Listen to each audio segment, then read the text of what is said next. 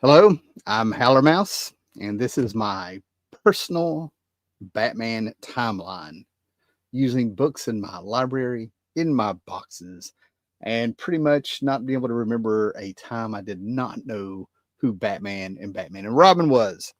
So, yesterday I did not do a live show, and I sort of asked in a little real quick YouTube live event, let everybody know why I was not going to be there. What would you like to see? Would you like to help me sort of purge the comics, see what should be taken away, what should stay in it, or would you like to see my Batman timeline? Because months ago, some live show, I was going through a bunch of Batman stuff, and I remember people commenting as I was talking about Batman and showing some books about how sort of like Howler's timeline in his head. And it's bigger than what you think. This is stuff that I have, of course, Batman was one of those characters that he was on television when I was a kid with Super Friends, the new Batman Adventures on CBS. They put those two against each other, CBS versus ABC. That was a crime against nature.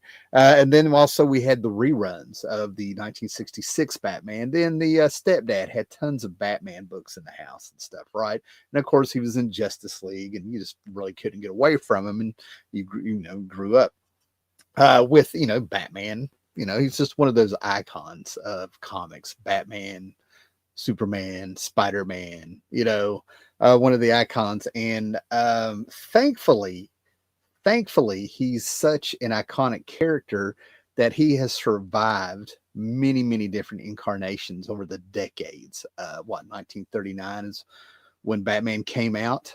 Here we are in 2025. It's quite a feat. He survived a lot of silliness. He's actually come close to being canceled because of the campiness of the Batman 1966 series. And he was brought back to his roots, and that's the whole thing. My library and my stories are just based on the essence of Batman.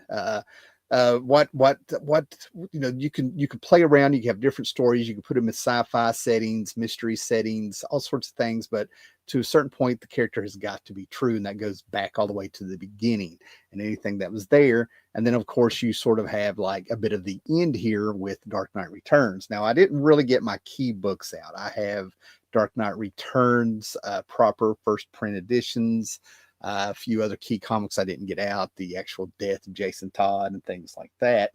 But actually, when you consider the bulk of Batman never being out of print uh, since 1939, more or less, the bulk of what he has, these really aren't a lot of comics.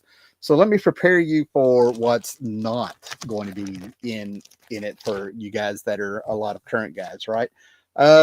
Pretty much 99% of the 90s. Nightfall, Night Quest, the breaking of the bat, Bane, No Man's Land, things like that. Big, huge crossovers.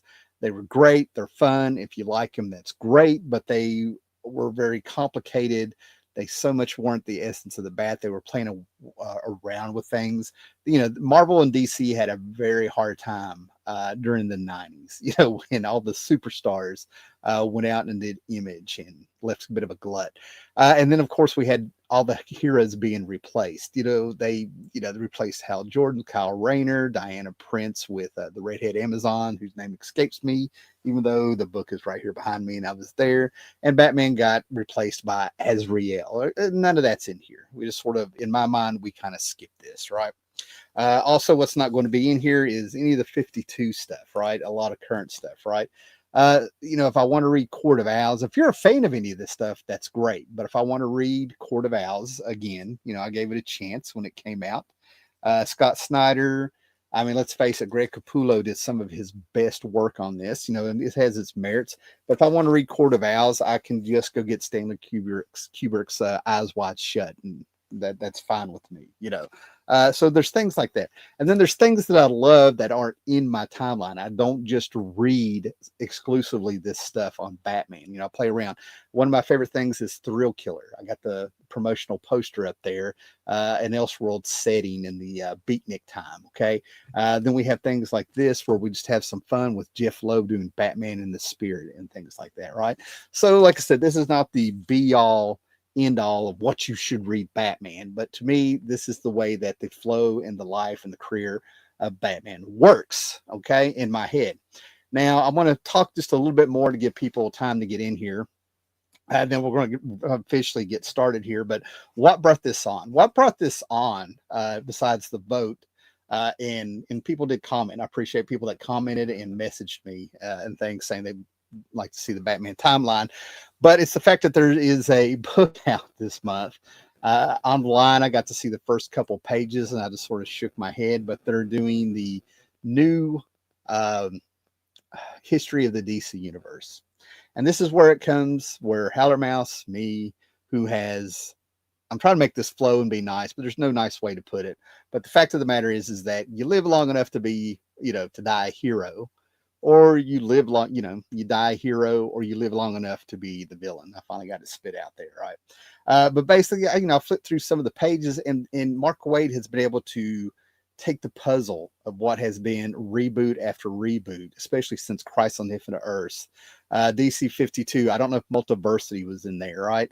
But he's been able to take everything in the 90s and go back to the dawn of time and take things in there. And he's been able to take all these different puzzles and he's tried to put them together into one coherent DC universe history, right? And on the very first page that I saw was some entity, a female entity, I guess, right? And for some reason at the dawn of time, she created the Monitor, the Anti-Monitor, and some world building dude, right? Fine. No, no big deal. That's what we want. But what killed me is that it wasn't even the proper beginning incarnation, original incarnation look, the aesthetics of the Anti-Monitor, things like that. And I flipped through some of the pages and I'm like, I've seen this, right? And I've seen it done better. It's one thing to update things, but after reboot, it's really unnecessary, right? After Crisis, you had Marv Wolfman, George Perez do the history of the DC universe after Crisis back in 86, 85, 86. 2 issues, fantastic, been reprinted several times. Years later, right before they did the 52, rebooted the entire DC universe with the 52. What was it called? Legacies by Len Wein, telling this 10-issue miniseries, telling the maxi series, telling the history of the DC universe. And since then, we've had reboot after reboot. DC 52, it was so bad they apologized for it. Then Jeff Johns came in and was going to have DC Rebirth, and that fell apart. Doomsday Clock, that fell apart. Where Dr. Manhattan was, you had Pandora and all these characters that are just gone and faded away and everything. Pandora was responsible for the DC 52. Then it was Doc Manhattan from Watchmen. He took 5 years away from this universe. And then we had Multiversity in there in the mix, before all of that fell, by Grant Morrison, which was fantastic. We got the multiverse back officially. And then there's been Hyper Time before that and everything like that. It's a mess, right? So I sort of bulk at a lot of the DC continuity. I have such a library and I have had such a lifetime of reading comics and stuff like that. I've reached a point I don't need to know their continuity. I can make mine. They do not need to tell me anymore. I mean, I feel like I've thrown the last bucket of water on the fire on this channel, sort of talking about the state of comics over the last 15 years and then the last 10 years and then the last 5 years and stuff, right? Well, it's done. It's gone. I have the library. This is how it is in my head. And I don't need them to tell me what happened and what didn't happen. And I suggest you do the same. Have some fun with your comics. Have some fun with your library, your characters.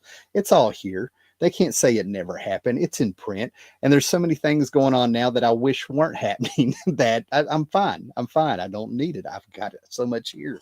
And you should do the same thing.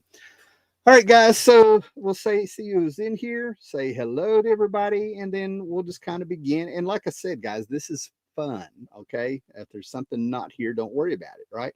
We have John here. Make sure you have thumbed up. Make sure you're subscribed and make sure you hit the bell, right? I mean, this feels like old times on the channel. This channel has been around for 15 years. This feels like old times, like around from 2015 to like 2018, where like I just happened to be home. I got some free time. Let's just do a show and talk. Those were good times where, didn't know where we were going to go with it. JP Fawn, Holy Timeline, Batmouse. That is right. Grotto is here. Hey, what's up? Great to see you, Grotto. Then we got the esteemed Gore Vidal. Make sure you check out our live shows that we've done. Just go to my page, hit videos, the past live shows. You'll see us doing some great stuff. Remember, in the making of life-changing decisions, ask yourself, what would Booster Gold do? I saw that message this morning, sir. Yes. So what would Booster Gold do? He would run and hide. It's what he would do with most things. Palo Costo Comics. Booster Gold would become mayor of Saga Town. Oh, the Booster Gold talk has started. Oh no, yeah. Okay, everybody's saying hello. Oh, you guys need to definitely check out the comments here. Saga Town would immediately fall prey to the eminent domain and sold to Starbucks. That is hilarious. Okay, so let's get started here, guys. So as you can see in front of you, I have what you probably you have these books over here on the back cam. I've got stacks here, so we're going to kind of move. Okay, we'll try not to do deep dives in each one of these stories, right? But anything that happens with Batman, no matter what the take is, okay, it seems like Batman has faltered when they got too far away from what Batman was, right? So we can go back to 1939 here, the Bob Kane, Bill Finger, Jerry Robinson stuff. And Batman is not a complicated character. Um, Big time of the era, if anything, right? There's a lot of Zorro, a lot of the Shadow, and some pulp stuff in here. The detective, the darkness, the night, things like that. And it's just simply fantastic. But at the end of the day, it's real simple. The origin, it's been expanded on by, year one by Frank Miller and stuff. But basically, Thomas and Martha Wayne have taken their son out to a movie. They get robbed in Crime Alley here, if you will. They're shot. He dies, leaving an orphan Bruce Wayne who takes a vow to fight criminals, avenge their death, if you will. Spends a lifetime training, as you can see, with the chemistry sets and things like that. And then he tries to figure out how to go after criminals because they're a cowardly and superstitious lot. And in comes the bat through the window. He's inspired. He becomes Batman, right? That basically is it. And of course, the Joker, right? Batman has the best rogues gallery in comics. Spider-Man has a great rogues gallery in comics. Flash actually has a pretty good rogues gallery when you consider that some of his characters, some of that rogues gallery is inspired by other places and stuff, right? But when it comes to the be all end all of a lot of household name villains out of comics, it's the Joker, right? So that's the economy. And then the other thing is like right here in the cards is we have Robin or a Robin. Okay. So to me, Batman, that's the essentials, right? You have great characters like Commissioner Gordon. It's part of the mythos. This stuff has become mythology. Even people who don't read the comics, never read the comics, they know Alfred, Batman, Robin, things, it's been this all the media, all the toys over the years, all the cartoons. Everybody knows this stuff, right? So those are the essentials, right? Those are the essentials. Wayne Manor, Batcave, Robin, Batman, Joker. It's not complicated. You can overuse these characters, but basically that's where we go. So in my timeline, let me put this stuff to the side. Like I said, I have a lot of stuff here. So basically in timeline, you can go ahead and like I said, it's printed in the complete Frank Miller from 88 here, 89. But for my timeline, we start with the Batman year one. Like I said, very predictable, nothing real fancy here. There have been many, I don't know how many times people have gone back and tried to add to the origin story and stuff, or even retcon it. Was it Joe Chill? Was it not? Did Batman ever catch him? Did Batman? No, he did not. Right? Did he? Yes, he did. No, he didn't. It doesn't matter. You know what I mean? Like he got the calling to be a hero. This is what he was going to be. And to a certain extent, after spending a lifetime of being traumatized like this, and there's been many interpretations. He never grew up. He's still the scared kid that misses his parents, or the fact that, he spent a whole lifetime doing nothing but training that not only in Crime Alley did his parents die, but some say Bruce Wayne died, and that's where he became the Batman. So Batman is the person, Bruce Wayne is the alter ego. You know what I mean? So there's many ways to interpret it, right? But this is brilliant. David Mazzucchelli, Frank Miller. These guys around the same time were doing Batman Daredevil that Gore and I covered. But yeah, Batman Year One is just a fantastic place to start. It adds just enough, but it stays at the core of it. A 18-year-old Batman returned from his journeys. He's training. It's Commissioner Gordon centric, with Bruce Wayne and Batman at the side as he figures things out over the years and stuff, right? So yeah, if you don't know Batman Year One, like I said, I'm trying to avoid the deep dives here, right? I bought this off the rack. I sold my originals back in 2008 thanks to a divorce, and luckily I've been able to get them. But I think part 3 I really need. What is it? Part 2? Where's it at? Yeah, Batman 405. This is really beat up. I need a new one. Give me a yell if you know a deal, right? Let's put that to the side, all right? Now, you think we would go straight to Detective Comics here, Mike W. Barr, Alan Davis, Paul Neary. You know, you think we would go straight to Year Two, right? If you like this, that's fine. But no, I kind of get rid of it. I keep it around because of the Alan Davis art. This is actually the book that caused Alan Davis to leave DC, go to Marvel, jump back on with the X-Men Annual with Chris Claremont. Did a few X-Men books, during the Mutant Massacre, and then ended up doing, Excalibur, and a few other Clandestine, and back on the X-Men over the years and stuff, right? All because of how he drew a weapon. Okay. He drew a weapon. DC wanted to match a Frank Miller weapon. It was petty. It went back and forth, whatever, right? But no, I kind of skipped this. But like I said, I'm showing it just to kind of let you know that just because it says Year Two, you do not have to go by it, right? So it's got fantastic McFarlane art. I hope this is showing up. My light is going away. We have storms going on here. So anyway, yeah, great McFarlane art. Some pre-Spawn stuff there, if you know Spawn there. You know what I mean? It's all there. Big capes, things like that. And the main villain in there, go watch Mask of the Phantasm, the Paul Dini Bruce Timm verse, right? That's a much better take on the Reaper that's in there, or whatever his name was, right?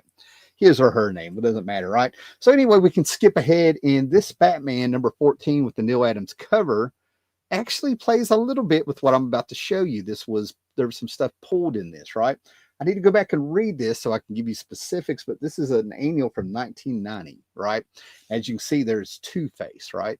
So what does this have to do with Year Two being skipped, and Two-Face and Neal Adams and things like that? Well, Neal Adams is going to pop up in this timeline, but for my Year Two, I'll go straight to the Long Halloween. I pulled out some stuff over here. I've got a black and white edition of this. I had number ones. You can go back and look at one of my HeroCon videos, probably from 2013 or 14 or something like that. But I had number one signed by Tim Sale, easy money. I sold it to buy some other comics and stuff. So I've had this set twice before. Now I'm sort of building it back. Of course, I have like a black and white noir trade over here. I had to make room and put it up. But Batman The Long Halloween takes place over a year during the holidays. And it's a very young Batman, right? And if I remember the last line in the 13th issue, it was like there's a clown lunatic or something threatened to poison the reservoir water of Gotham and stuff, right? But this is a very young Batman trying to use his detective skills. It really elevated Two-Face and Harvey Dent, if you will. Harvey Dent is still present in this as the DA, and we just sort of get some great stuff in here with a very young Batman getting introduced, trying to find a killer who kills everyone on holidays, and it's very noir at times. Great takes, respects the history of Batman, and actually enhances it. It doesn't even feel like a retcon, if you will, right? And that's why I think it works, right? So this is my Year Two, and of course, just to be a completist, I stuck this in here. There was a sequel called Dark Victory. I had them all. I sold them. I've got a few issues here and there floating around. I really don't feel like you need it, but if you like if you like the team of Jeff Loeb and Tim Sale, then by all means, get it. So yeah, all this stuff, Catwoman, tons of villains. Jeff Loeb plays a huge part in the timeline again, right? And then I say just get all the one shots. Anything that Jeff Loeb and Tim Sale did, get them. I also say get the Marvel stuff that they've done, the Colors trilogy or whatever it was they did at Marvel, Hulk Gray, Spider-Man Blue, Daredevil Yellow, and things like that. Somewhere I got some of these, rest in peace, Tim Sale, right? Now that's where we're at with that. And we're making some good time here, right? But Long Halloween's also had an adaptation of a 2-part straight to DVD cartoon, / movie, so you can check it out. But the big thing is it's got the twist ending for the mystery that fits. To me, it was the ending, and that it was an actual mystery that did it, right? So let's take comments here. Make sure you put in the comments, guys. Make sure you share the video. Let people know that we're here. Keep an eye on everything. Make sure nothing dies on me. We usually have technical difficulties because that's a tradition of the Howler Mouth stuff. Oh, I have a copy of that complete Batman. I like it. I don't know if I know I've told the story before, but the story behind this is I didn't get crap. Okay. I was very close to my grandmother. I would, stay the night at her place every now and then and stuff. I would get the straight A's. I had responsibilities at the home when it comes to like watching my sister and doing all this stuff. And we were at a Walden Books when that was a treat, an hour away. And my grandmother was an alcoholic, but it was so funny because like she'd get a few beers, get a little lit while we were out running, her and the mom were running around. I was in the back seat and I wanted this. And my mom was like, absolutely not. No, you cannot have it. You can't do it. So I ended up spending the night with my grandmother that night. I remember watching wrestling on TV. I feel like it was the night that Sting and Ric Flair went at it for that Clash of Champions. But after I've looked at the timeline, probably not. So it was just probably a Saturday night wrestling. All of a sudden I hear my grandmother say, come here, come into the kitchen, come in here. And she pulled this out of her big purse, said, you work hard, you get straight A's, you deserve something. So my grandmother got this for me against my mother's wishes. It was the right choice. So if there's ever a fire, this is one of like 3 books that will survive because I will battle the flames to come get them, right? Yeah. So of course, like I said, I've been reading Batman a long time, and this is one of the stories that I wish, The Dark Knight Returns, I wish I could go back and read it for the first time again. Yeah. All right. So yeah, you have that. That's awesome. It's a great book. The leather-bound Miller book still has one of my favorite comic smells when I crack it open. Absolutely. It's a great book. Should be in everybody's library. Miller and Musichelli turned Gordon into a street-hardened cop, even in Aparo style. Pre-Crisis Gordon was too much of a fuddy-duddy. Well, I left out some of that stuff, right? Gordon became a person in this instead of an archetype. You know what I mean? He was Commissioner Gordon. You know what I mean? He had a wife, and what was it? Was his daughter was Batgirl. You know what I mean? It was very contrived. He got made into a person. What we got here? Love that Howler has the graphic Frank Miller collection. A great find. Yeah, I've had that. I just told the story. Yeah, Logan Timsdale's take on Harvey really expanded on things that were done with him in the Bronze Age. I'm going to get to that. Yeah, there is a Bronze Age. Madness Haunted. Madness Haunted, all great. Yes. Actually, I'm probably going to reread them, since I've got them out. Gotham, a Gaslight movie, had a different take on that story. I got you. Well, just hold on. It's going to be in there, 62 Lefty. And Grandma's coming through on the clutch. No joke, man. No telling what would have happened to old Howler Mouse if it hadn't been for the grandmother. All right. So anyway, getting back here to, and like I said, you keep a scoreboard. Now, guys, everybody's starting to pile in. I told you there's not going to be a lot of stuff from the 90s when we get started, but the Bronze Age stuff, that's going to make up for it, and you'll see, right? Because like I said, this is a timeline in my head, right? So we get to year 3 where they finally bring in Robin. I believe Marv Wolfman, Pat Broderick came in and did these, right? The Robins are very important to Batman. Anytime they introduce a Robin or try to tell the story of a Robin, I think you need to pay attention to it. These have fantastic George Perez covers. What is this? Batman, where's this start? Batman 436, 437, 438, and 439, right? And these are the ones that I did get off the rack. So much of this I got off the rack. I'm pretty sure it has Pat Broderick art in it and stuff. And Marv Wolfman really writes a harsh Batman, right? And that's where I want to get into this and stuff, right? Because unfortunately, even though I'm doing a Batman timeline here, or fortunately, it was a rich history, don't get me wrong.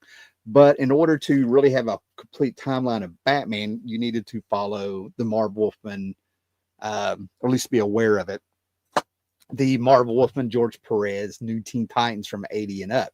Because what he did is he had Robin leading the Titans, and they were all the Titans were starting to grow up. I've been doing a reread of the original Titans 80s book, New Teen Titans, of that run, and it starts out like much of a comic like you expect, and then slowly they get more adult themes. The dialogue gets better. It's less, I don't know, I hate to say the word silly, less contrived, and they start fleshing out the characters. And what he was doing is everybody was growing up, and he was adding adult themes because they were getting closer to 18.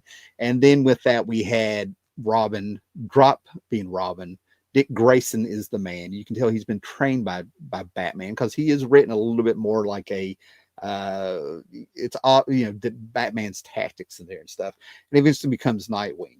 So in the early 80s, as part of my timeline, Batman is unhinged because he's losing Robin. He can't let him go, right?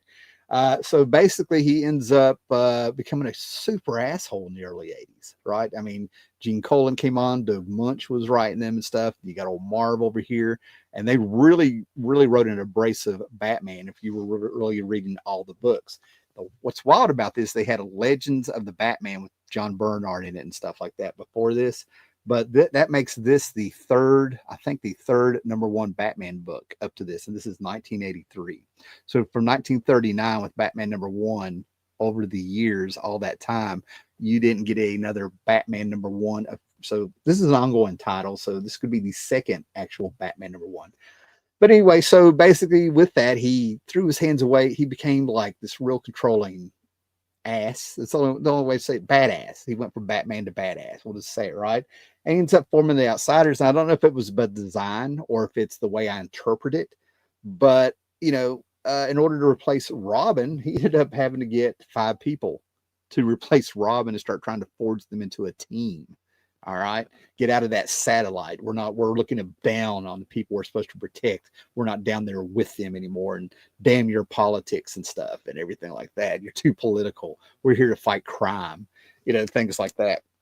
So all that ended up getting resolved with a Batman and the Outsiders crossover with the Teen Titans. This is half of the connecting cover.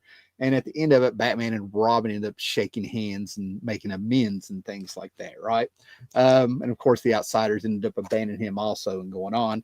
And to me, that starts playing in with the first idea. This is years before Frank Miller ended up having Batman decide to refer to Robins as soldiers and the Sons of Batman as soldiers with him at the end of Dark Knight Returns and things, right?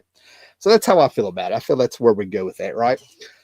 So then we get to slow down a little bit, right? Because I kind of skipped ahead there a little bit. I actually missed a section that Batman and Robin. So in between year 3 and that Batman the Outsiders I just showed you, I think you need to skip ahead into the Neil Adams years, the Denny O'Neil years, the Len Wein and Bernie Wrightson on Swamp Thing years, right?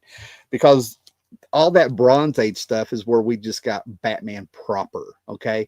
Neil Gaiman, Denny O'Neil took him all the way back to the 40s, late 30s, the 40s, made him more of a creature of the night again. Batman used to carry a weapon for people that don't know that and stuff. He would actually drop people off. Did he actually do it? Yeah, he actually dropped somebody off a building one time in the 40s or something. It was nothing, right? So basically, pretty much not most of the Bronze Age Batman stuff to me is canon, right? Now, why are these important? Because this was just Batman being Batman. These are just Batman stories, Batman and Robin out there. They were a unit. This is where we have the mythos. This is where we have the Batcave. This is where we get the stories to where they did get formulaic, but we had the Rogues Gallery rotating and things like that. Then we had introductions of the Man-Bat. He crossed over with the Shadow, which I hope I have here and stuff like that, right? So for me, the Neil Adams and stuff like that, even though they're straightforward Batman, Batman going up against playing the detective sometimes and having Batman come out there and be hostage. Batman Strangest Cases has some of the greatest books of that time and that era. Now, a lot of people like the Steve Englehart, Marshall Rogers run there with the Joker fish and things like that. I'm not one of them. Okay. I acknowledge that they're great. You know what I mean? I acknowledge that that's a great run, if you will, but not my thing. You know what I mean? Maybe if I ever did a reread and stuff, right? But yeah, this era of Neil Adams, Denny O'Neil, whatever was coming out at the time, the stuff was fun, but it was still Batman in the Rogues Gallery, right? People getting familiar with it and stuff. Not dark. Sometimes it was dark. Sometimes it was a dark and stormy night. But the important thing is that this stuff added the history to it, to where we had Ra's al Ghul, okay, and Talia, the League of Assassins, okay. So all of this stuff is very, very important, right? That's the facsimile edition. Here's one of the original ones and stuff, right? This reprints some of those Batman books, if you will, right? And like I said, I didn't jump in there and pull out my keys and stuff. I got beat up books from that era. Nothing great, right? So there you go. Denny O'Neil era, Neil Adams era. I can't brag about these stories enough. These things influenced the Batman the Animated Series, right? So basically, we've gone from Batman year 1, the origin story, to year 3, an introduction. And then you just have years where he's just Batman out there fighting crime, having adventures, building his rogues gallery, fleshing him out, returning to his darker roots is where he should have been. Robin lighting things up, Robin pounding heads, when Robin's done right and stuff, right? I mean, just look at Neil Adams does Robin right, in my idea. Look at that. You know what I mean? That's Robin. I mean, that kept him to his circus roots with that costume, yet you got to balance that out with like being a tough kid and stuff. You know what I mean? So yeah, we have those. Okay.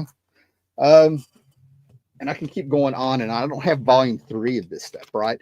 But these hardbacks with the complete Neil Adams, this stuff really influenced an entire generation.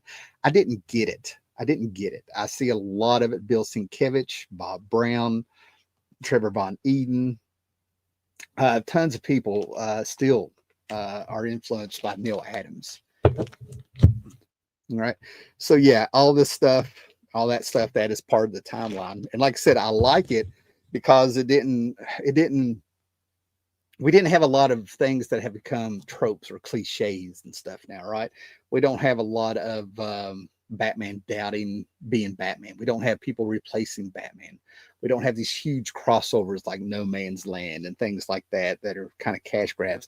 It was Batman stories. The Batman stories. That's what it should be about. Batman stories, right? So let's see where we're at here.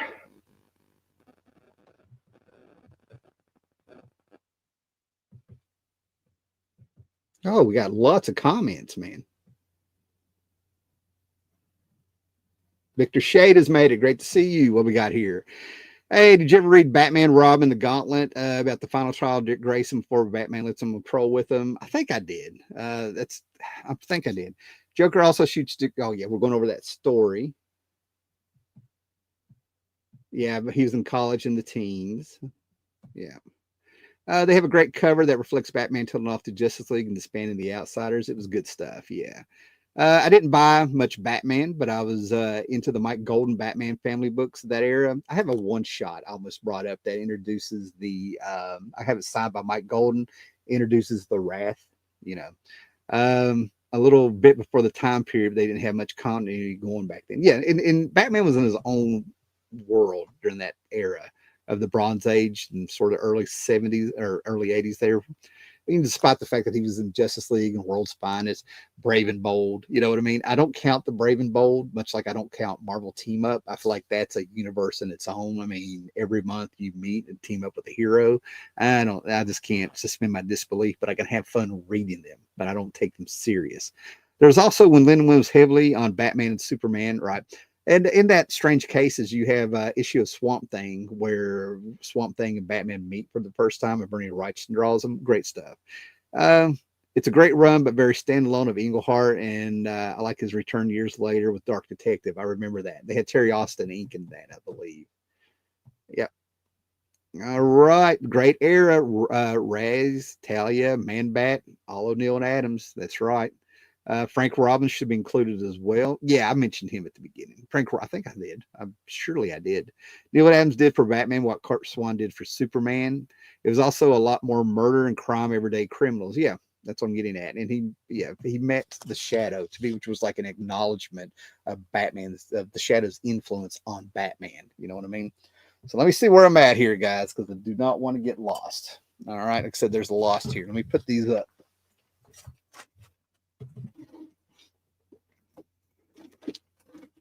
Put that back on the bat shelf. All right. Okay, so now you would get to skip ahead. Batman and the Outsiders. Like I said, I've already shown that. Messed up, a little bit. Let's get these DC 100, DC 100 spectaculars.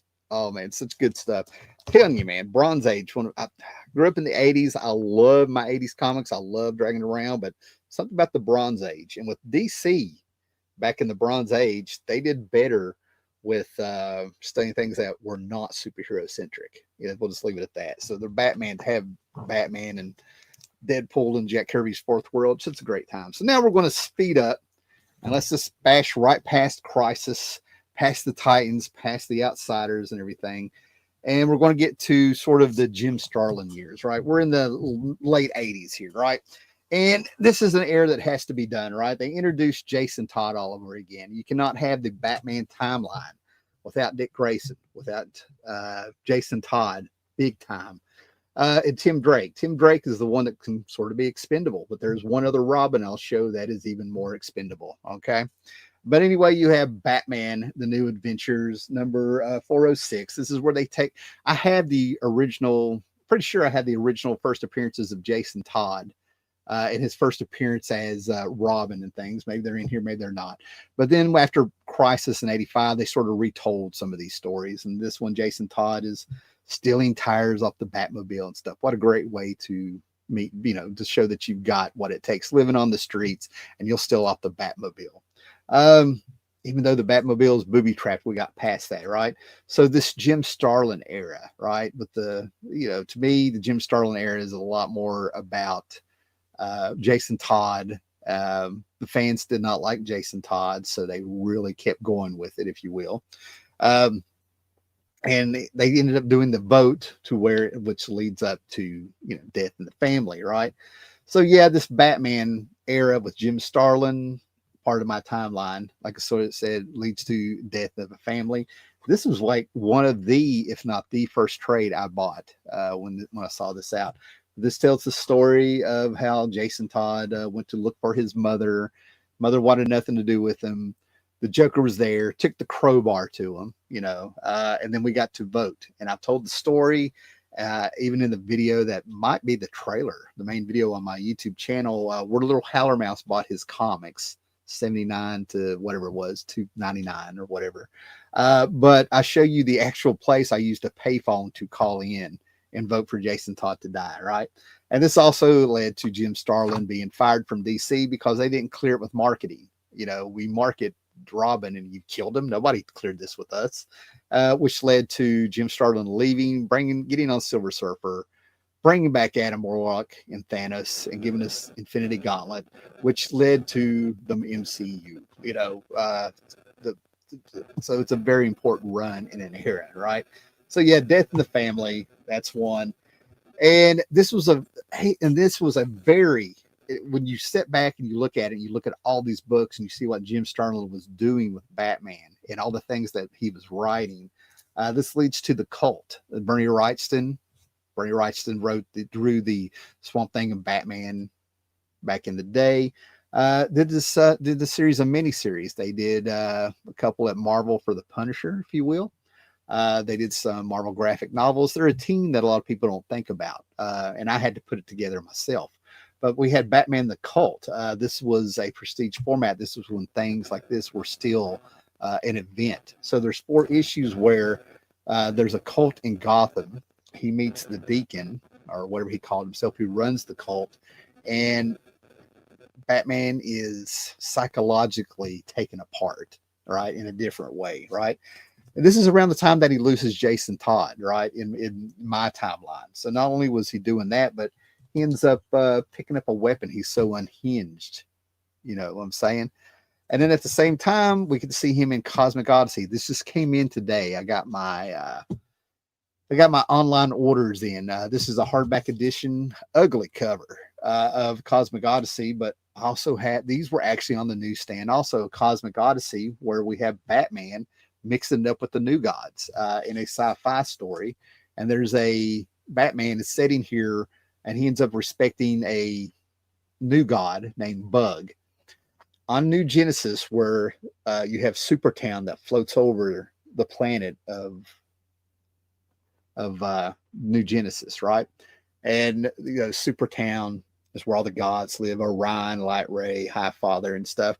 But on the ground, you have people who look like humans who live like bugs. They're called bugs. That's where Mantis came from forever people. Well, Orion, who's in this book, keeps dismissing Bug, who's hanging out with Batman. Right? There's a new god left over there from Apocalypse that had attacked Gotham, and they left a soldier behind, and the soldier was underneath the sewers, dragging people down and eating them and cannibalizing them. And Batman's on the case and stuff. But over the course of all this, he ends up meeting Bug, and he ends up like actually going after Darkseid a little bit with all the heroes. There we go. There's the first issue. They weren't in order. Hopefully, you guys can see all this stuff, right? There's Bug. There's Batman.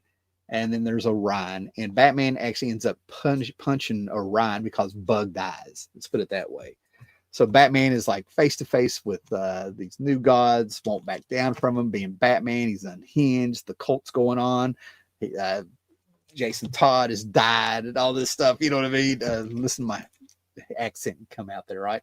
Anyway, there's 4 issues of this, and I absolutely love this stuff.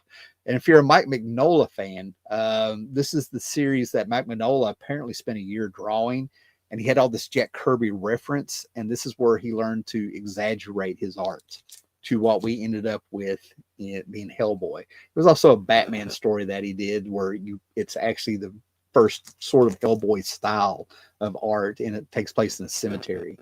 But yeah, this plays later on with some Grant Morrison stuff and Final Crisis in my eyes. You know, it's how he's familiar with them and stuff, right?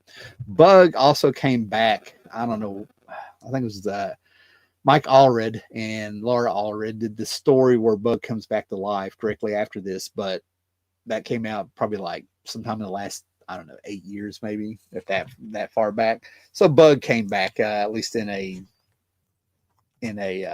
non-canon book, probably, and stuff, right? So yeah, that's Cosmic Odyssey. Who knew that would be part of my thing, part of my timeline here.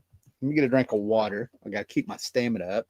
And of course, here are all the books that came with that 4-part. I actually didn't buy them because I thought the covers were extremely ugly. You know what I mean? I had them all in front of me, and had to be like 87. I remember where I was living, and I didn't buy them because they were just ugly. Okay, that's what we got to say here. Let's check this out, and we're making good progress. Great progress.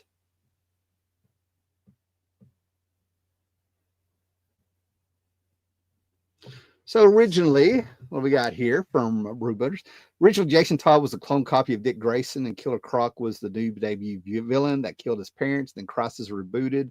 Later on, Two-Face would be heavily involved with him. I know Two-Face there for a while felt like more of a Robin villain. I mean, and I really haven't thought about that until you said that. And it seems like they did that a little bit in the cartoon. I'm not sure. But anyway, the Cult 10 Nights of the Beast, I had that over there. I took it out. It is part of the Starlin run. I got some beat up copies over there. It was the first Batman books that really broke Batman for the first time psychologically. I don't know. It depends on what there's a publishing date when those books came out. But then when did Starlin actually write the book? You know what I mean? I would say it took Bernie. I would say the 4 issues came out in that format as a miniseries to give Bernie more time to draw the series. So yeah, I mean, it's splitting hairs. It's either here or there. Maybe it is, maybe it wasn't, maybe it was both. Maybe it was the I did germinate at the same time, but publishing wise, I'd have to look it up. But you're probably right. You know, Cosmic Odyssey was one of the first crossovers importance for DC overall. I don't know. I don't know about that. I don't agree with that one, but you know, we're here talking about Batman, so let me get that over here. Can't wait to crack that open. And we are moving right along now from the Jim Starlin era of like 87-ish, all that stuff like that. From here on out, it's just the books as they came out. Okay. Norm Breyfogle, a lot of great people. Norm Breyfogle, Alan Grant, you know, just going by memory. A lot of great people were, you know, John Byrne did a 3-part story and stuff. Oh, what is this? That's not Killing Joke. Oh, that's not Killing Joke either. Yeah, there's Killing Joke. Now I have a 5th edition and with the blue letters of Killing Joke, and I have the 1st edition that I was able to get last year. I can't remember if I got it on trade or a good deal, right? But Killing Joke, despite the fact that Alan Moore, blah, blah, blah, doesn't really care for the story anymore, all that good stuff like that, this has got to be, even though it's Joker-centric, this has got to be one of the most influential books. I mean, what a great time to be a Batman fan.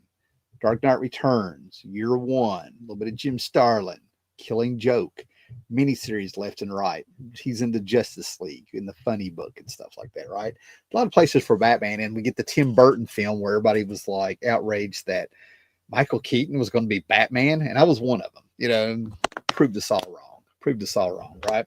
But anyway, this is the Killing Joke, the deluxe edition. I mean, what can you say? Everybody should know this book. The Amazing Heroes or something I read long ago. Turns out like Brian Boland spent a lot of time drawing this book to the point like he didn't really hear from DC for years, for a while, asking him what's your progress. Then they were like, we're trying to get it going. And the way I seem to remember, and take this with a grain of salt because I can't cite it. I can't do the citation. I can't remember where I read it, saw it. Maybe I've exaggerated in my head. But I'm usually in the ballpark with these things, right? But this was actually written pre-crisis. And the reason they were able to do what they were going to do with Batgirl was because it wasn't going to be canon. Crisis on Infinite Earths was coming. Everything was going to be rebooted. It wouldn't matter what they did with them. But it took longer than expected. And then it came out years later because of Brian Boland being so meticulous. You know, we won't say slow, meticulous, right? And then for years, people were like, is it canon? Is it not? And then we got Suicide Squad, I don't know, somewhere in the 20s and started getting Oracle and all that stuff like that, right? So, yeah, The Killing Joke came out. That's part of my timeline. It counts. It is canon. And it's fantastic because with all the death and the psychological trauma and stuff, and Gore and I did a show talking about things. What made Batman decide to go see the Joker? I'm assuming you've read it. Joker, assuming you go talk to the Joker like we got to make peace. You had the Dark Knight Returns where you already sort of knew that they had the big showdown, you know, at the you know, in number issue Dark Knight Returns #2, you know. Was it #2? Yeah, #2. Anyway. But they had the big showdown and stuff. All the stuff was fresh on people's minds, so it made sense. And we find out, you know, it's a Joker-centric story, right? So it was sort of fit with everything that was going on with Batman and stuff, right? And it's one of those. Again, it's that's Batman in there. It's not complicated, you know, despite how people try to add things to the ending. And then we had more of the psychological stuff going on. This is a first print hardback. My brother and I ended up both finding out. This guy brought this over at Mount Empire Comics in Bristol. The owner told me that there was a collection in the back because this guy's brother had died. He brought his collection in and he had 2 first print hardbacks of Arkham Asylum. I ended up buying one. My brother ended up buying one. I think that's pretty cool, right? But Dave McKean art, Grant Morrison sort of turning the Arkham Asylum where the inmates have taken over, and he turned it into a very vicious sort of Alice in Wonderland. You know, Batman is going into Wonderland because the inmates have taken over. The Mad Hatter is there. It's art. It's a very harsh read, but it's stayed in print. There's been many, softcover editions and anniversaries of it and stuff like that. So this kind of foreshadows, plants the seed of Grant Morrison one day taking on Batman. Okay. Yeah, being gingerly with these, right? And I found these in a box, and wouldn't you know, my Batman issues were actually kind of curved. I'm hoping I don't have any main breaks. But then we go past Arkham into A Lonely Place of Dying, where we have Batman crossing over with the Teen Titans. And it sort of takes Dick Grayson back to his roots. He goes back to the carnival that he worked at as a kid, and he's working some things out, and Batman's being a little unhinged again. Fantastic George Perez covers. I'm gonna have to replace these. Yep, I see the break. Daggone. And these are the ones these happened, man. They were bent up in a box. I couldn't believe it. And I bought those off the stands when they came out. But anyway, what this whole point of the lonely place of dying, the main point of it is we get Tim Drake. We kind of remember things. We had that Two-Face feeling that he's more of a Robin villain there for a little bit that we were talking about before. It's all coming together. And Nightwing is in it and everything, but we get but we have Tim Drake figuring everything out. He's talking to Dick, he's talking to Bruce and all this stuff. And this was what Lonely Place of Dying was all about. uh Everybody was starting to realize that Batman really does need a Robin because Batman was getting too dark. That's the Lonely Place of Dying, right? And then we have a little fun. I told you guys there was not going to be a whole lot of 90s stuff in there, right? Well, ironically, right? Funny, and there's a lot of great stuff out there. The Batman the animated series was kicking. I personally, in the 90s, enjoy more of anything that had to do with the Batman animated series comics that's out there. The Harley Quinn, Harley and Ivy miniseries, the annuals, the Paul Dini and Bruce Timm actual issues, the Ty Templeton stuff. And I am so ashamed of myself because I cannot think of the person who worked on that book and passed away. Oh, it's going to hit me later. But the fun of Batman at this time is that it was the crossovers that were actually pretty cool. All right. So, this case in point, discovering Simon Bisley on Judgment of Gotham, where Batman and Judge Dredd meet with fantastic art in here, Judge Death popping up and stuff, right? So this was fantastic, right? And it turns out it was part of a trilogy that I did not know, but they did not keep the same team there, right? John Wagner, Alan Grant, Simon Bisley, Glenn Farvey, Val Zemeckis, Cam Kennedy, more. So yeah, I actually count this as part of it. If you want to count Batman Spawn, you can do that. It counts in the Spawn universe. It counts. After this Batman Spawn crossover ended with a batarang in Spawn's face. And then when you bought the next issue of Spawn that followed that, it was the same splash page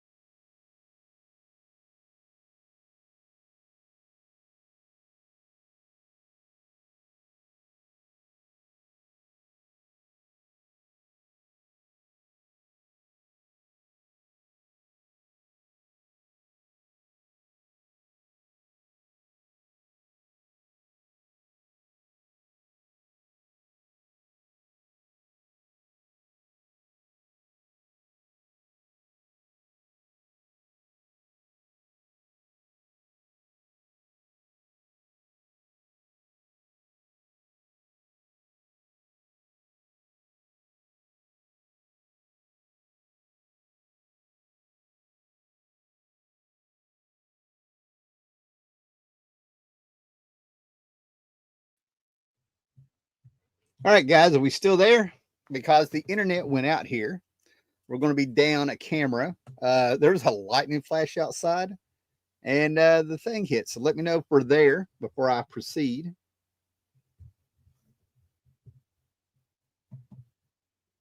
And then we'll. Can you hear me?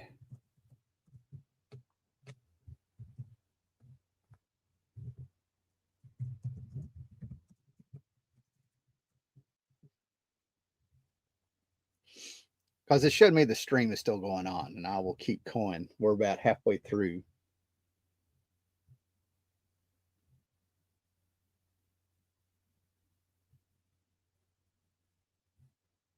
All right, cool. Now let's just continue on, man. So anyway, as I was saying, it was the year of the crossovers, right?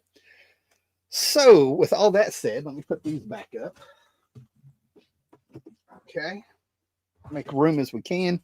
Now we fast forward up to the 2000s, guys. Okay, and this is where we get some fun, right? It gets a little complicated, but we're going to take our time with it. And this is where we have the fun, right? Because to me, I know that there's maybe a book or two I may not be thinking of. I doubt it. Right off the bat from my timeline doesn't mean I don't enjoy them, right? But then all of a sudden we had Jeff Loeb and Jim Lee come out with Hush. And I tell you what, the biggest thing about with Hush is after following the book and the way they ended, there was a lot of deflated people. Luckily, Judd Winnick would come in years later and kind of redeem it a little bit, right? Because, like I said, Hush is considered a classic Batman story. Jeff Loeb's whole purpose of doing this Batman run, this I'm pretty sure it was 12 issues Batman run in continuity, was to make Batman do everything he wished he could seen him do, right? And the whole time there's a personal villain coming in, right? There's a new villain popping up, somebody that knows things about Bruce Wayne, somebody that knows things about Batman. And Jim Lee just does this fantastic take on Batman. There's things answered, like Batman ends up passed out in an alley. A bunch of bums walk up and they're like, "Hey, I want to see who Batman is." And we find out that Batman's mask is actually booby trapped. Guy tugs on the mask a little compartment opens on his cheek and sprays something on the dude, leave him alone. Poison Ivy gets a hold of him. Killer Croc, of course, gets more Croc-like and everything. We can go on and on. Catwoman and him hook up, and then Poison Ivy takes over Superman. I'm pretty sure it was Ivy. And we get a little bit of redemption, because as great as this issue is, people really kind of misinterpret the fight between Superman and Batman. Batman did beat Superman, but the cards were stacked. Batman cheated. Okay. And that's the thing that really kills me, is when people think Batman, as popular as he is and as well trained and as much as he's able to plan, could take down Batman. No, in an actual fight, if Superman decided at the moment he could fly up into orbit and just take Batman out with laser vision, there's no hiding from him. You know what I mean? But basically, we see Batman running from Superman a lot. In Dark Knight Returns, in that fight, he's been hit with a nuclear bomb. He's cut off from the sun. He uses electricity. There's a kryptonite arrow and a lot of distractions going on. Plus, Superman still doesn't really want to hurt Bruce. You know what I mean? And he had that magnificent armor. Okay. So this was like a redemption. I was like, oh, that's cool. And like I said, it's just a cast of characters. I don't want to get stuck here too much. And then we build up to answering questions about Joker and his relationship and why he doesn't take him out. A little bit of Batman and Nightwing, a little Ra's al Ghul coming in here. Like I said, just a lot of stuff going on with the history of Batman. A little Jason Todd. Is it Jason? Has Jason come back? Is it Jason Todd using my tactics and stuff? Great. You had a heroes. Yeah, these are fold out. The last chapter. This one's all the heroes of Gotham and stuff. It folds out, and then here's all the villains. Jim Lee did, right? So Hush is fantastic, right? And then, to be honest, there was not a whole lot that really excited me. Now, Batman had some great moments in Grant Morrison's run on Justice League, but it's not very Bat centric. We just get to see Batman actually act like Batman around other heroes and stuff more. I feel than he had years before. But also we ended up with the Red Hood. Under the Red Hood, this calls back to Killing Joke. This calls back to Hush, and this actually brings back Jason Todd proper. Okay, and this run was so good. And if you can find or watch, if you have HBO Max, if you want to go out and get the DVD or whatever it's at, watch Under the Hood straight to DVD cartoon, whatever whatever it was. It is so damn good because it gives it a better ending. This was interrupted due to Infinite Crisis, where we had Superboy Prime punching a wall and it sent out waves every time he punched it. And they were saying that's how Jason Todd came back. Jason Todd came back because he was put in the Lazarus pit, which works out so much better because it works in established Batman mythology, if you will. You know what I mean? It's all there, using everything that's there, right? But we call back to the Red Hood. Jason Todd was killed by the Joker, so he adopts the Joker's original moniker, if you will, right? There's a whole story there, right? Anyway, but Batman can't believe it's him. He fights the Black Mask. Amazo comes in, and Nightwing and him take down Amazo. Amazo has all the powers. There's red kryptonite, and the Red Hood, it's actually Jason Todd. This redeems Hush. Everybody thought it was going to be Hush at the end, when it ended up being, when Jason Todd appeared looking like Hush, it ended up being, they retconned it to where it was Clayface, and that's where we got Thomas Elliott, or whatever his name was, right, as Hush. Here we get the Red Hood and Jason Todd brought back proper, right? So this, to me, is just a fantastic story. Just to be so invested in reading all these comics over the years and having called back. Red Hood is taking over the criminals, and he's just so mad because you didn't go after the Joker. You let him live. He killed me, and you let him live and not bother you and stuff, right? So you have a person who actually was trained by Batman, knows all of Batman's tactics inside and out, and he comes after him, right? So there's a little bit of the storyline went on. There was a little bit of a pause on it while some other stories happened in the Batman books. So it's not sequential. Most of them are. I love the story so much, right? But let me get to this one right here, right? So we get a Batman annual where Judd Winnick more or less got to use the pages going back to Death in the Family that I showed you before. Death in the Family, they determined Jason Todd's fate by a vote. So Jim Aparo not only did the pages for where he dies, but he also had pages where he lives, and we get to see those in here, right? So this Batman Annual number 25 is very important if you're a completist and you want to see him. They made a big deal about it a few years ago, right? Now, I'm showing this in the Teen Titans because this is also part of the timeline, all right? Because this is the New Teen Titans number 20 Baxter series, right? And you see a Robin there, right? Well, things weren't going well with the Titans, and Donna Troy decided to reform the Titans and got some originals. She got Speedy back, Aqualad, and Wally West as Flash. They brought in Hawk. To get a Robin, they had to get Jason Todd. Now, in that Under the Hood storyline, when this was coming out, Jeff Johns had rebooted the Teen Titans again.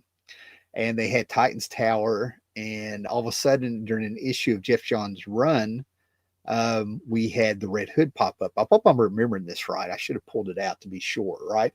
But it references this two-part story. He was not a Titan very long. But as Red Hood is walking through Titan's Tower there, through the outside of it, sees all the statues of the fallen Titans, he was like, I don't see my statue. I died, and I was a Titan. And all of a sudden, that's when I became a Red Hood fan. All of a sudden, I'm like, he's the best villain because you can see where he's coming from. You know what I mean? So with that was fantastic. That filled up a lot of stuff. And then we had some stuff going on with Batman that I just kind of ignored, right?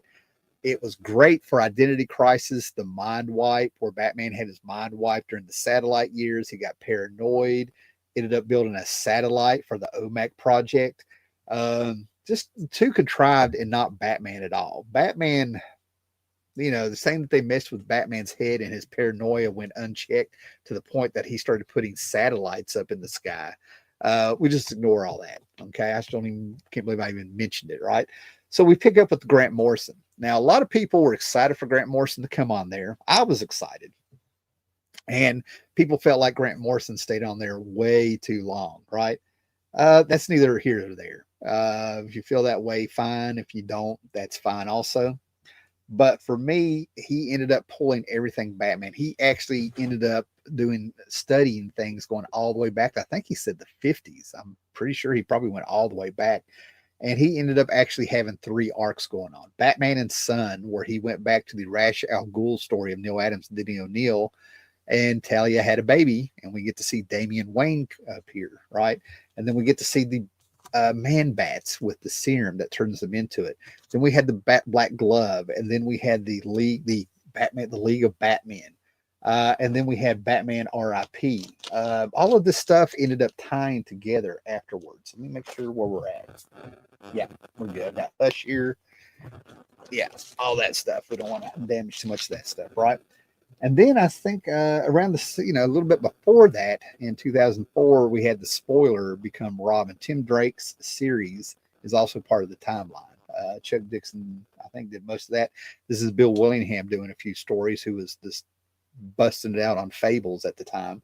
But we got the spoiler, who was sort of Tim Drake's, I don't want to say girlfriend, because she ended up pregnant by somebody else. She ended up becoming a Robin, and Robin and Batman completely used her. She had no intentions of really letting her stay Robin. But anyway, then with all the stuff that it was doing, we had R.I.P. Batman.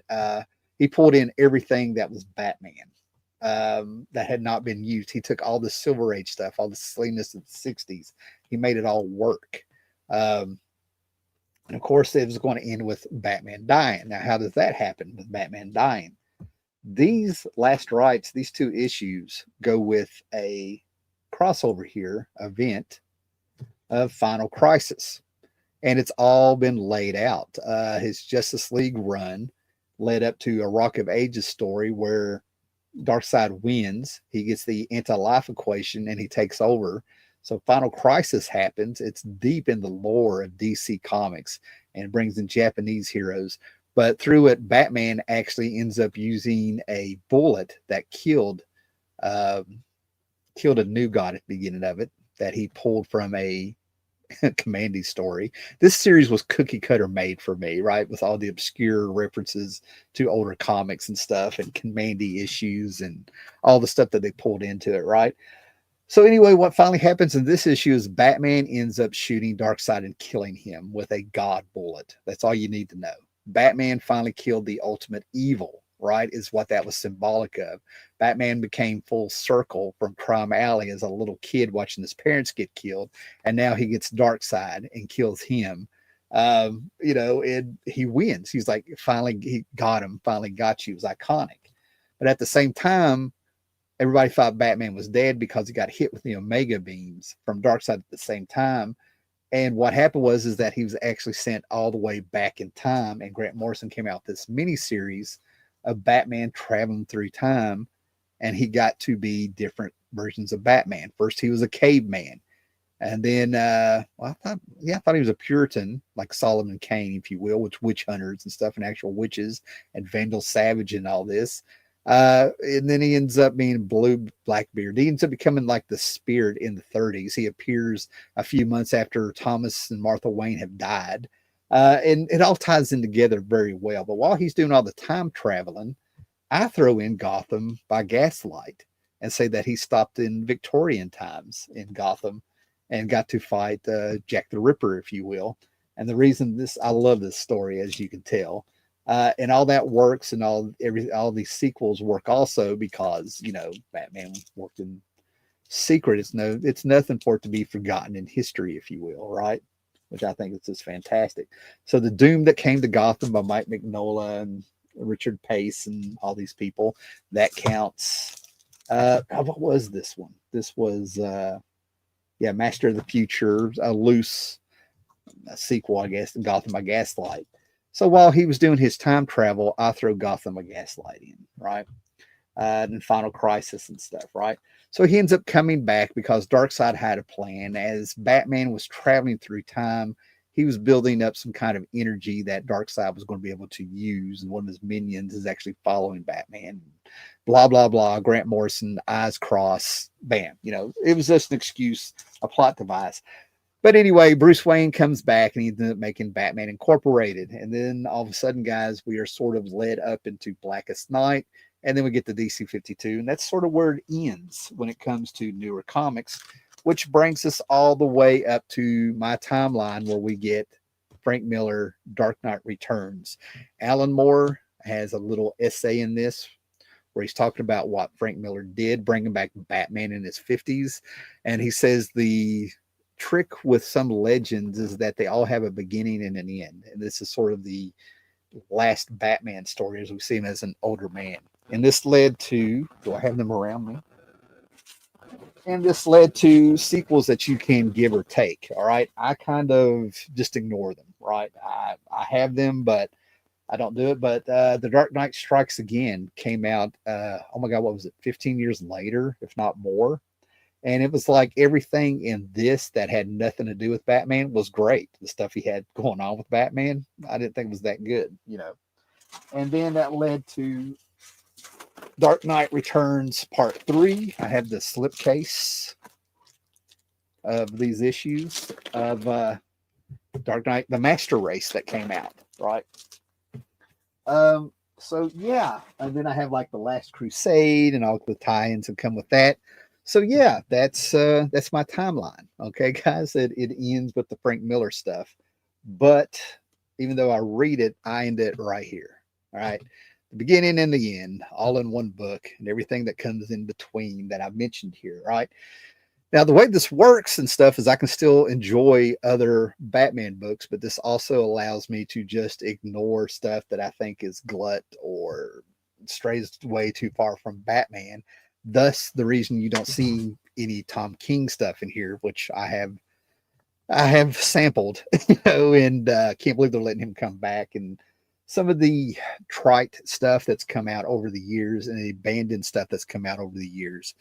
These are Batman stories, Batman centric tales, and the danger that a lot of these writers were able to avoid, for the most part, is making Batman too perfect, too prepared. It's almost like his superpower, if he had one, is that he's always prepared, which is kind of funny because they call Superman the ultimate Boy Scout, yet it's always Batman that seems to be the most prepared. So go figure that, right? So I like my Batman a little bit flawed, a little bit. The stakes are high enough to where can Batman be beaten this time? But at the same time, we get to see how Batman overcomes things to where he went nose to nose with Superman. So that's what I'm trying to tell you, that drive. If Batman had a power, to me, it's that drive inside of him that will not allow him to quit. And you've seen it take a toll in my timeline, his ups and downs, his abandonment issues with his parents being killed and Robin straying away from him and stuff, right? The Hush storyline that, talks about Catwoman and touches on a lot of personal stuff and everything, and all that's alluded to also here. So yeah, that's my Batman. That's my Batman timeline. So let's take a look at some comments. We'll have to call this today. I need to go back and see if StreamYard's going to repair my stream. Yeah. Ooh, man, Roboters 100 is all over this. Ah, thanks, man. Hush did so much to, there we go. Hush did so much to put it back to Batman, put Batman back on the map.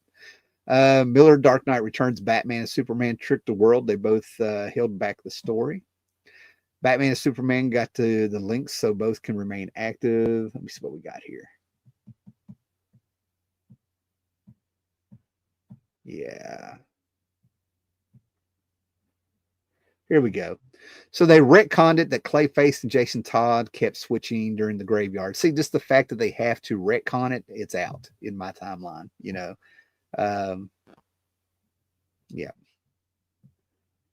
Let me see. Final Crisis is one of the best DC events. Absolutely. I enjoyed it, obviously. Okay. Dave McKenzie here. I had to jump off for a while. Curious, what do you think of Batman Year 100? I can't get through it. I have all 4 issues. I think it looks beautiful. It's by Paul Pope, guys. I can't get through it. I can't get past the 2nd issue. I'll take another try at it because I have Paul Pope's Battling Boy, and I freaking ran through that like you would not believe. I read all that in one setting. Frank Miller, 2 great quotes. Miller was about to turn 30 and be older than Batman, and that he wanted to give Batman his balls back. That is on, yes, I have those documentaries on the DVDs. Dark Knight SA does some great Zorro callbacks, and it's fun. Yeah, it's fun. Justice League comes back, saves the world. DK3, Batman and Superman basically both getting a second chance to do things better. Yeah, that's a good interpretation. I hope you gave Batman hope you give Batman Year 100 a chance. I will. There's also a Robin 3000 that is out there. I mean, there's all kinds of, those are just great characters and they work. So guys, that's it. Thanks for everybody that popped in here. Thanks for everybody that stayed in when the internet went out. Like I said, there was it was a weird crash of summer lightning out here that flashed, took the internet out for a little bit. So sorry about that. But anyway, let me know what you think. And in the future, make sure that you are liked, subscribed, make sure you comment, and let me know if there's any books you think should have been in the time. This is my timeline. I'm just curious to wonder if everybody has any other timelines they want to talk about, or books that should be in the timeline they want to mention or talk about. All right, guys, be excellent. Read your comics, and also be excellent to each other. Later, guys.